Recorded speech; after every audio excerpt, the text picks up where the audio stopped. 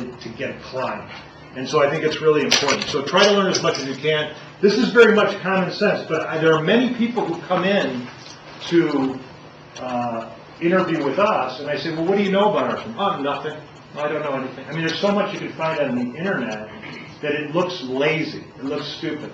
Just like when I go to talk to the client says to me, what do you know about my business?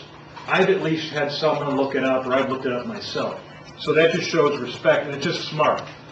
Learn all you can about yourself. This is a very difficult thing. This is a very difficult thing about trying to learn who we are. And I think that evolves over the course of our lifetime to figure out who it is you really are. This goes back, though, to what I was saying, that we can't be greedy. We want to be able to be here to help people.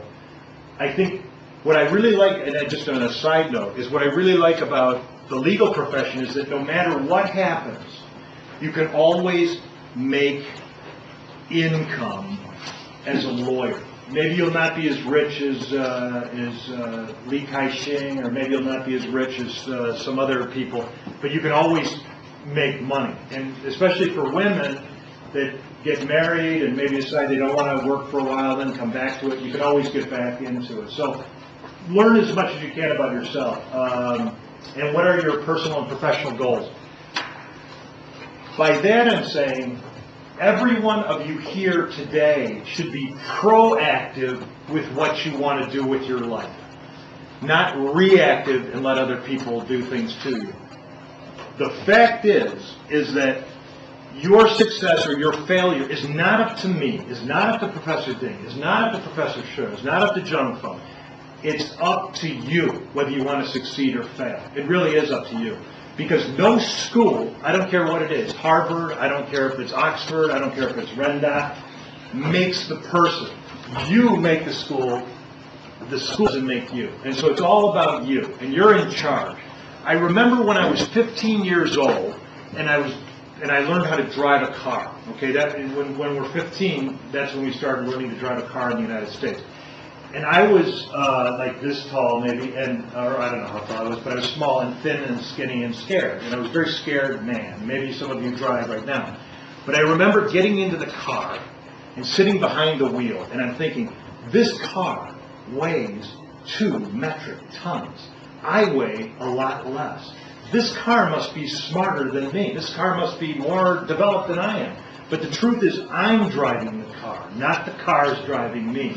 And it's the same thing with your job. You know, remember, you're driving your own life. You're making it move in your own direction. No one's driving you.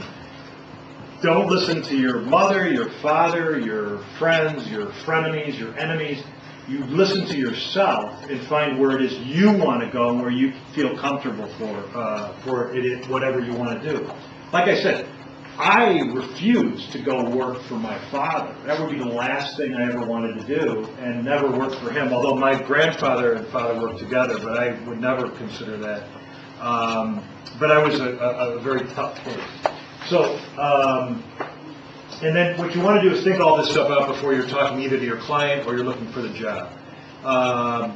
So prepare a self-presentation. I think Chinese are good at this. You know, you guys take IELTS, you take TOEFL, you're memorizing all these things.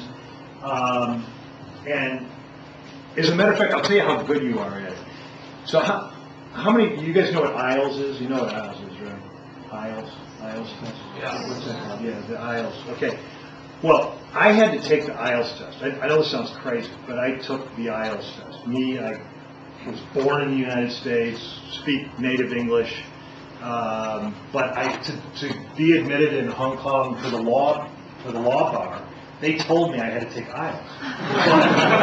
I show up, and I'm in a classroom like this, and I'm an old man, 47 years old, or whatever. I took it 2 years ago, and they're thinking, you must be the teacher, right? And I said, no, I'm the student. I'm taking the exam. I'm taking the IELTS exam. And so I took the IELTS exam. It was very serious, and I sat here, and then another student was here, and then another, and they wouldn't let you have water. They wouldn't let you have anything.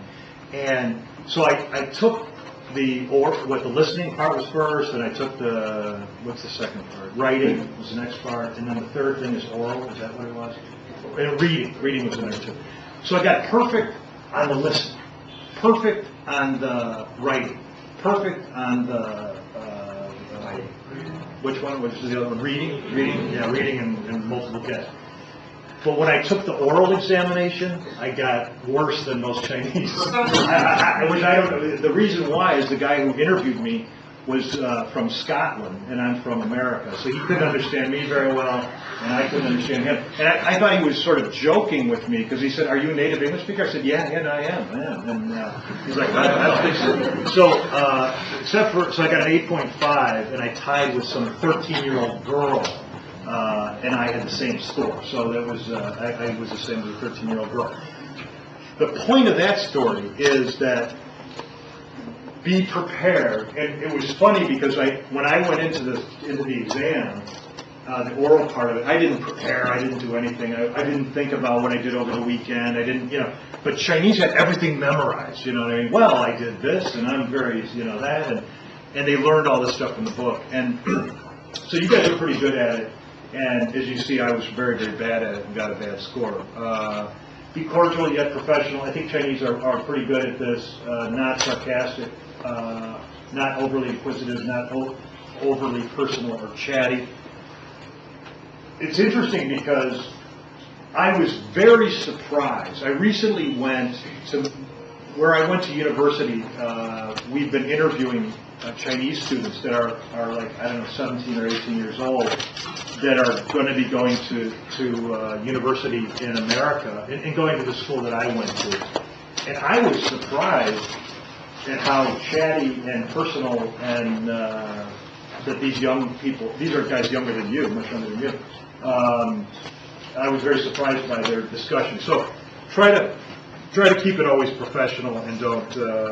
And this is the most important thing. And this is very difficult for Chinese, I think. There's that whole saying about Japanese. They can, 3 Japanese can, 1 Chinese is a dragon, and 3 Japanese is a dragon, and 3 Chinese can't work together, or whatever. The point is that in the practice of law, we have to be team members. We can't know everything. It doesn't matter how smart you are. You can't know everything. And I have to ask Jonathan, or I have to ask Professor Ding about things I don't understand. And they ask me things that I don't understand. So you have to be a team member. This is the practice of law is to be a team member and to work with others, either in your own firm or in someone else's firm. You have to be a team member. And that's really, really important stuff. So you want to figure all this stuff out ahead of time. Why are you applying for this job, or why are you trying to get this work? Why are you leaving the present job if you don't have one? Tell me about yourself. I think, again, try to show, or fake showing, that you have passion in what it is that you're doing. What are your strengths? What do you think qualifies you for the job? You need to think about all these kind of things. This is the same kind of thing that you have to approach with clients as well. The truth is that in the past, the idea of having relationships was the thing that allowed you to get clients. I think that's nonsense. And you people in your generation have to make it different. The system should be based on who is the most clever, who is the most transparent, not who has relationships in the future. I didn't get involved in law to be able to bribe people, to be able to get my way. I got involved in law because I honestly believe that a strong legal system creates a strong country, and that a strong check and balance between the political system and the legal system and the legislative system makes it safe for everybody in the country. And so I really believe that, and I think the same is true with China. We have to say no to relationships trying to foster ourselves.